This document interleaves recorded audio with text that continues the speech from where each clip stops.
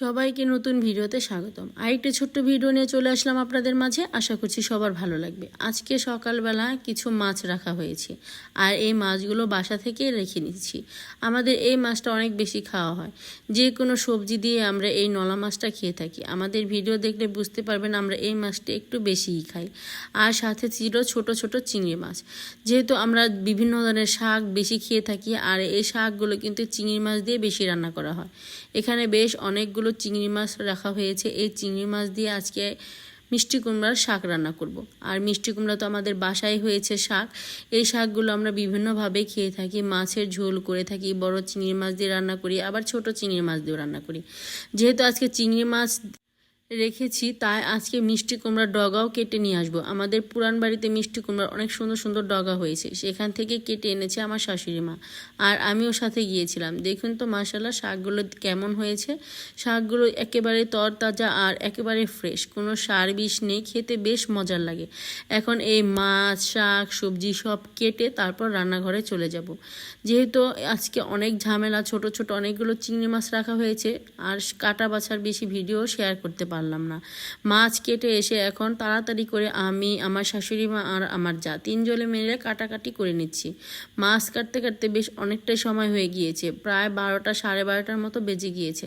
এখন তাড়াতাড়ি করে শাক সবজিগুলো কেটে রান্না করতে হবে, তাই আমি বসে পড়েছি এখানে শাক কাটার জন্য। আমার শাশুড়ি মা কাটাকাটি করছে, আমার জায়ও এখানে কাটাকাটি করছে। আমরা তিনজনে মিলেই কিন্তু এখন সবজিগুলো কেটে নেব। আর আমি আমার ভিডিওটাই শ্যুট করেছি, আর কারোরটাই শ্যুট করা হয়নি। এখানে আমি সুন্দর করে শাকগুলো বেছে নিচ্ছি। এই শাকগুলো বেছে পরিষ্কার করে ধুয়ে ছোট চিংড়ি মাছ দিয়ে আজকে রান্না করব। আর সাথে কিন্তু একটা মাছের তরকারিও রান্না করব। আজকে আমার এই ভিডিওগুলো যদি আপনাদের কাছে ভালো লাগে, আমার ইউটিউব চ্যানেলটা সাবস্ক্রাইব করে দেবেন, আর সাবস্ক্রাইব করা হলে পাশে থাকা ছোট্ট বেল আইকনটি প্রেস করে দেবেন। তাহলে আমি নতুন নতুন ভিডিও ছাড়ার সাথে সাথে আপনাদের কাছে নোটিফিকেশন চলে যাবে, আপনারা আমার ভিডিওটি দেখে নিতে পারবেন। এই তো এখানে আমি মিষ্টি কুমড়ার ডগাগুলো আলু দিয়েছিলাম, সাথে চিংড়ি মাছ দিয়ে সুন্দর করে রান্না করে নিচ্ছি। আর একটু ঝোল শুকিয়ে তারপর নামিয়ে নেব।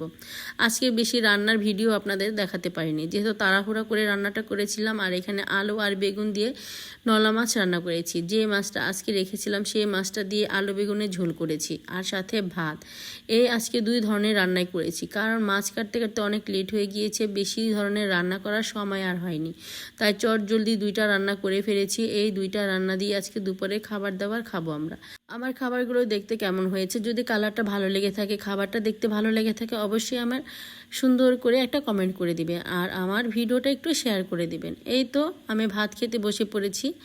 এখানে ছোট ছোট চিংড়ি মাছ দিয়ে আজকে মিষ্টি কুমড়ার ডগা অনেক বেশি মজা হয়েছিল। আমি কিন্তু প্রথমে এই মিষ্টি কুমড়ার ডগা দিয়ে অনেকগুলো ভাত খেয়ে নিয়েছি, তারপর মাছের তরকারি খেয়েছিলাম, সেটা আপনাদের সাথে আর শেয়ার করিনি। আগে আমি শাক দিয়ে ভাত খেয়ে নিচ্ছি, কারণ শাক আমার কাছে অনেক বেশি পছন্দের একটা খাবার। আজকে এই পর্যন্তই। সবাই সুস্থ থাকবেন, ভালো থাকবেন। আগামী ব্লগ দেখার আমন্ত্রণ জানাচ্ছি। আল্লাহ হাফেজ।